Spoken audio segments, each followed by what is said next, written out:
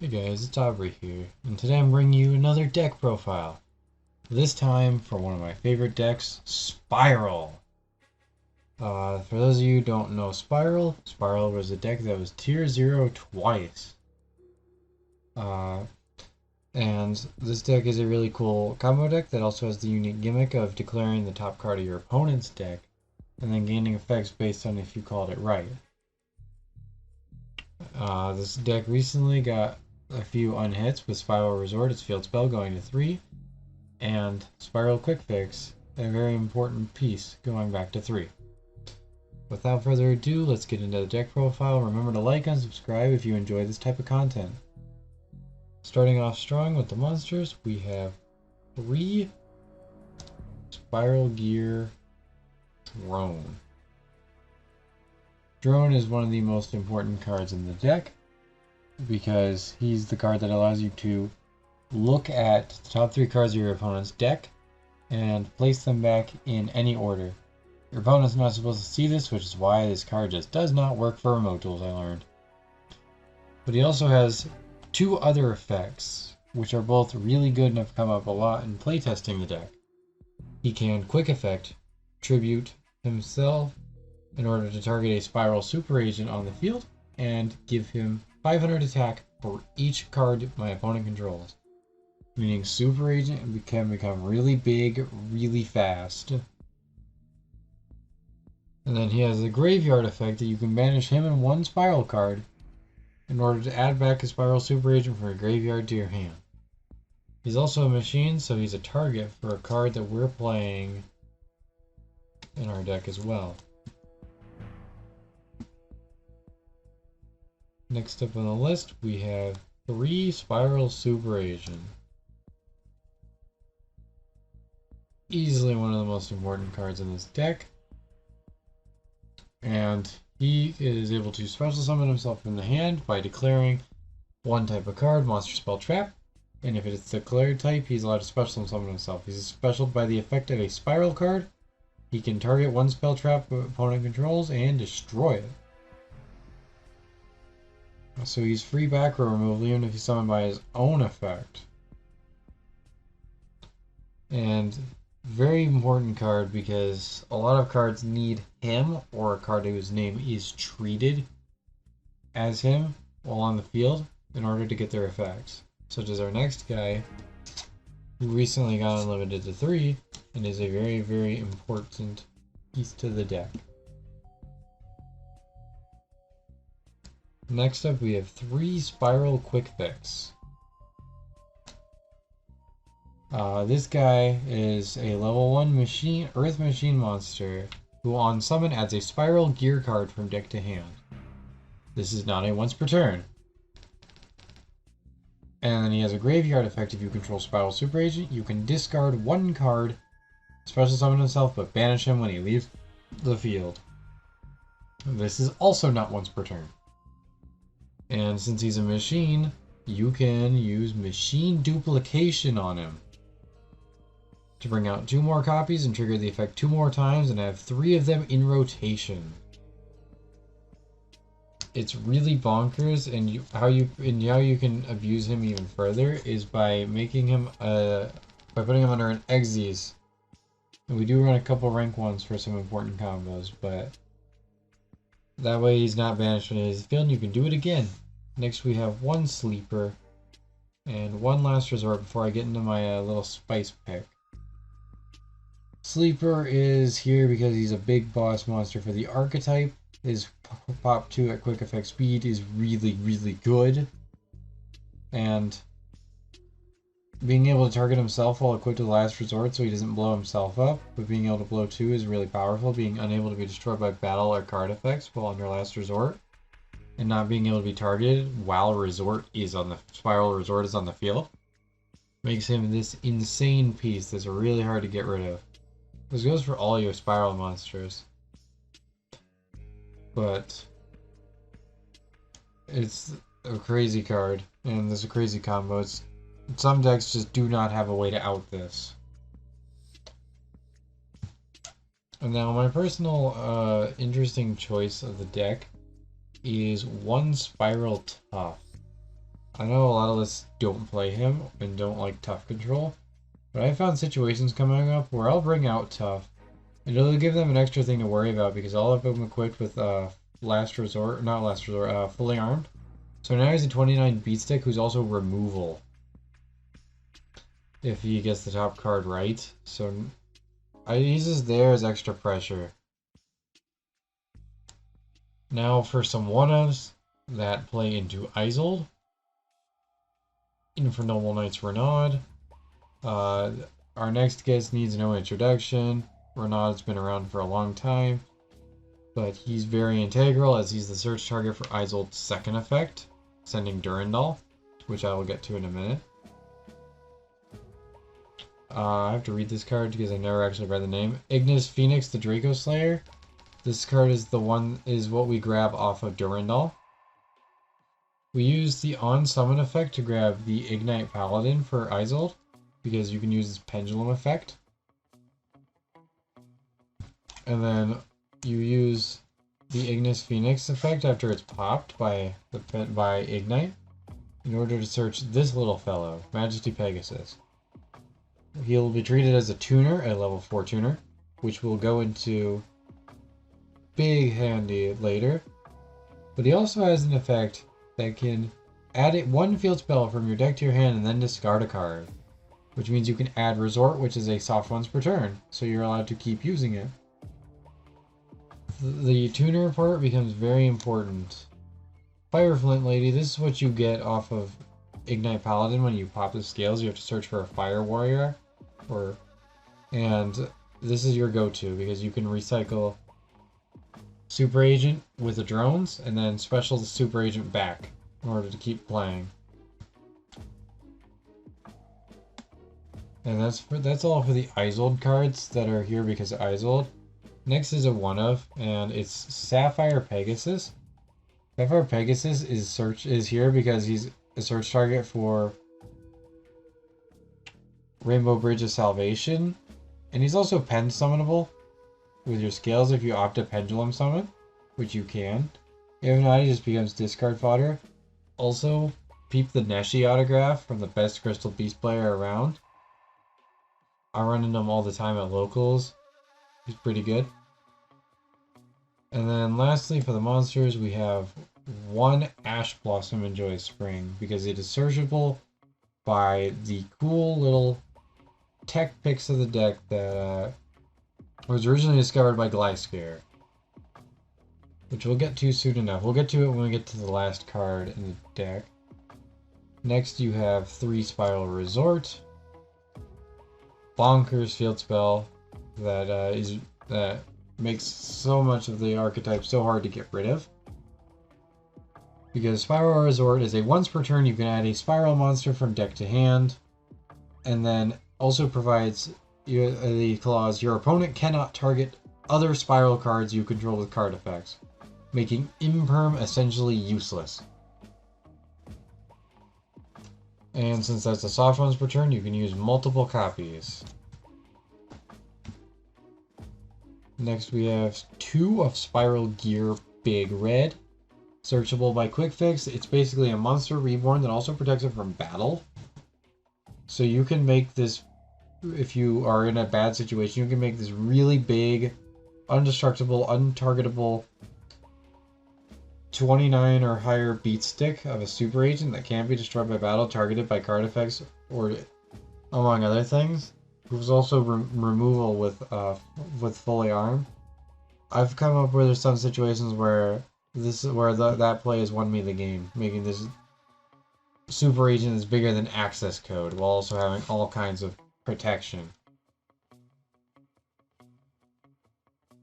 Next we play 1 Spiral Gear fully armed and 1 Spiral Mission Assault. These are mainly here because fully armed is a very good search target for Quick Fix and good discard fodder if you're not going to use it. And Assault is here mainly because we want to get it into the graveyard, so we can special Spiral from our hand. You can Foolish Burial Goods this, which is our next card that we're going to get into.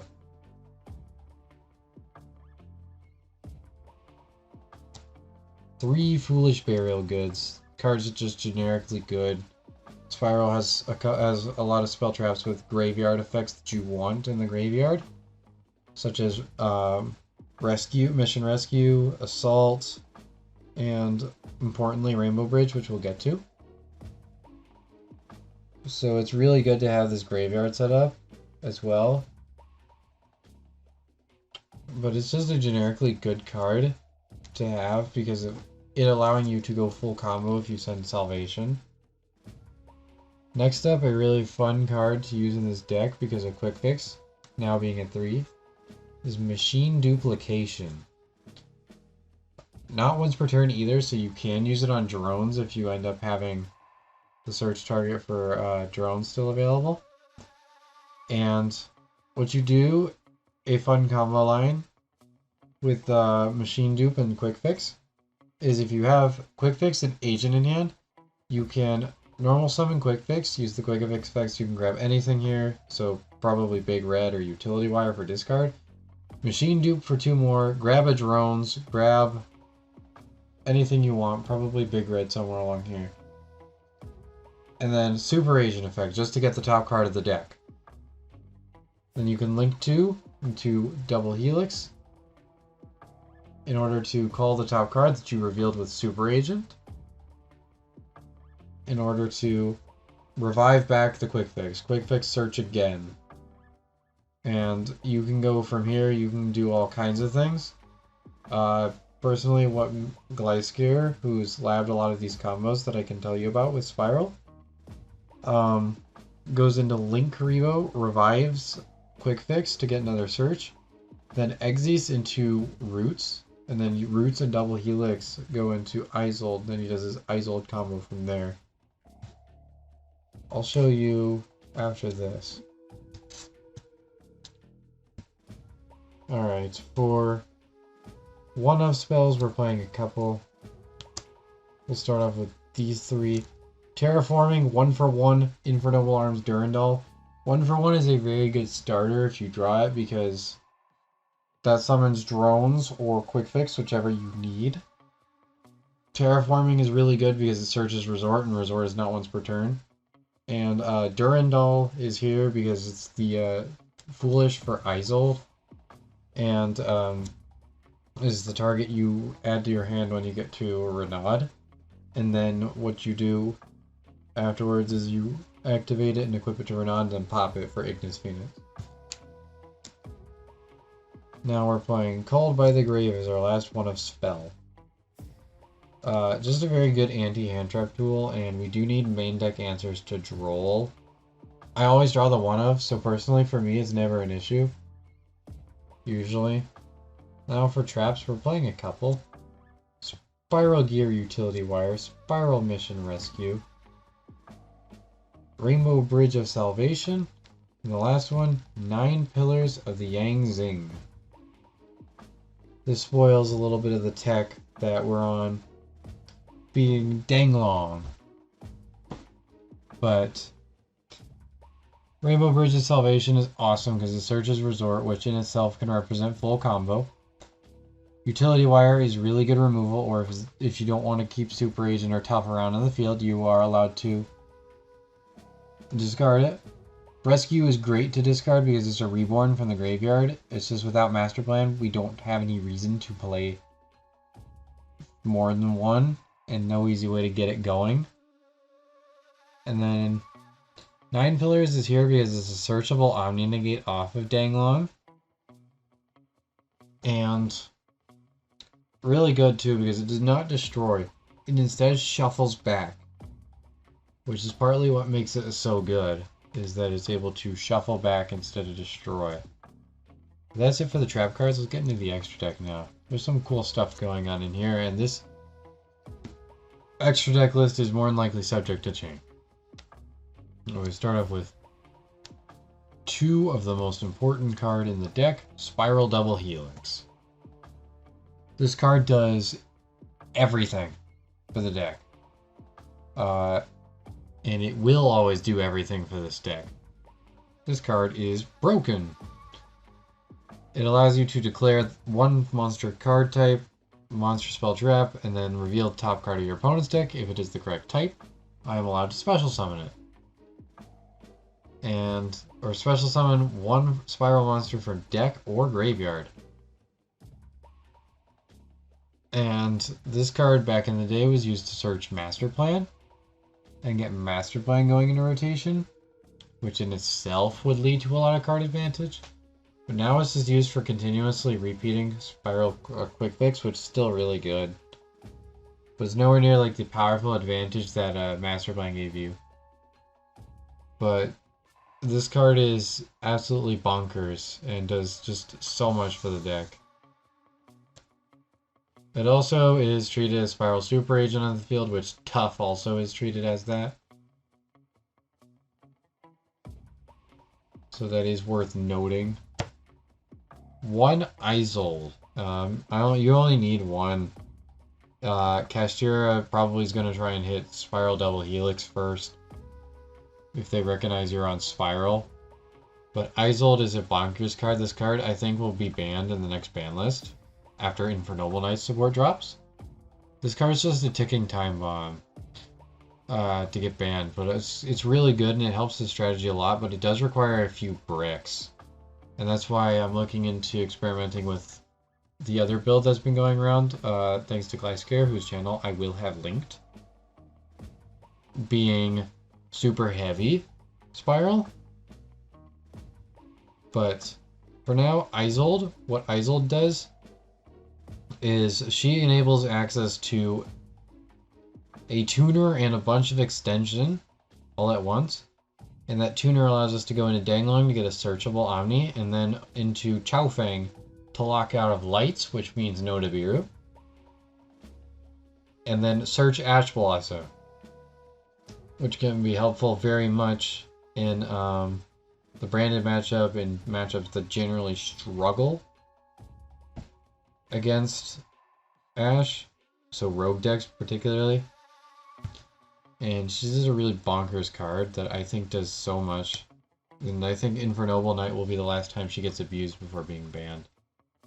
One Linkuriboh. This could be Linkuriboh either, but it's better to play Linkuriboh in the main, because you can link into things with Ibli, which is the particular problem that most decks face. But he's essentially here because he's a Link 1 that can be made with one Quick Fix, which is really good. One Barricade Borg Blocker. He's really good protection for your field spell, which you want to protect because of that effect that prevents it from targeting other Spyral cards. Because, let's face it, your other Spyral cards are probably going to be prime target for things. And it's really good that he's able to search another field spell for next turn so you can continue comboing. IP Masquerena. Nothing really special to say here. She acts as interruption your opponent's turn by making the card below Nightmare Unicorn. And then she also turns your big boss monsters into really hard to remove boss monsters, especially the ones we're going to get to. Nightmare Unicorn, he's here to be made with Masquerena. There's no particularly special thing about him here. Just interruption. Nightmare Griffin. Griffin's a really funny card because he doesn't particularly advance it with his own effect, but them causing monsters to not have the effects if they're linked is very important, because that can often force decks to play around it and as a result play weaker, which Spyral can capitalize on. Apollousa, Bow of the Goddess. This card is always part of your end board. You gotta make this. You're usually making a 3-mat Apollousa, and that's usually really good. It's not enough to on its own stop any decks anymore, but now it's a really good card to have, really easy access in this deck, and it's a big part of your end board. Mech Knight Crusadia Abramax. Some people just don't have it out for IP boosted Abramax. Also, this card in general is bonkers, making sure that your monsters are all protected from battle, and they have to attack him, and you can battle a special summon monster.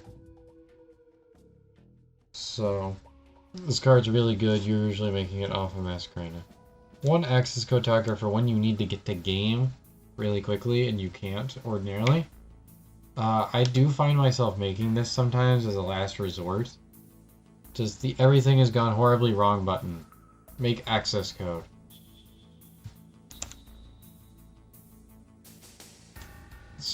We're playing 2 Egsies, both rank 1s. Sylvan Princess Sprite, number 39, Utopia Roots. Now, why are we playing Utopia Roots? Because it's a rank 1 warrior that can be made off of 2 quick fix from machine duplication. And that provides you 2 warriors in the field with double helix in order to get into Isolde. That's the easiest route to get into Isolde. As for Princess Sprite is pretty good because there's stuff we want in the graveyard. And the ability to extend if we hit the right spell trap is really nice, and it's another rank 1 that you can detach quick fix for. 2 synchros. These ones were already spoiled, unfortunately, but Danglong versus the Yangzing now that he's back, and Chaofeng, the Phantom of the Yangzing. Why these 2? Well, easy access to Danglong because of Majesty Pegasus being a tuner off of Ignis Phoenix. And we put out a bunch of level 1s to go with that level 4, so we can make Danglong really easily. And then we can also put another level 4 on the board to synchro into Chaofeng, which is good Nibiru protection, saves you from having to burn an Appaloosa negate, and is really good to lock out a lights because that does shut off a fair amount of stuff in the format right now. Dogmatica I've seen running around at my locals would be turned off by this effect. Nibiru is turned off. A lot of Branded's main playmakers are turned off by this effect, being Cartesia and Quem. Albion is also turned off. Lubellion is also turned off. And on destruction, usually by 9 pillars, you're able to search any tuner in the game, which is usually Ash, but Glyskir and I have tossed around the idea of potentially searching Hoppier to turn a Spent Sleeper into a Baron. That's it for the deck profile. One big thing to play in the side deck if you're going to play this deck is to play Crossout Designator. And 1 Droll. It's a must because of how badly Droll hurts it, and that's why I'm really glad that Droll is kind of heading out of the format. Once I learn and have the Super Heavy Samurai version of Spyral built, which will be based off of Glyskir's list, which again will be in his channel linked in the comments below. Most of my info comes from him. I'm just trying to expand upon it and convey the knowledge in typical deck profile format. I will make a video on that in order to showcase a little bit of how it works, as well as doing the general deck profile. Thank you guys very much for watching up until this point, and I hope you liked the video. If you do like the video, please consider liking and subscribing to the channel, and even spreading it to some of your friends who might be interested in Spyral. And thanks to my editor for editing the video. Always very appreciated for your help. And I will see you all on the flip side. Peace.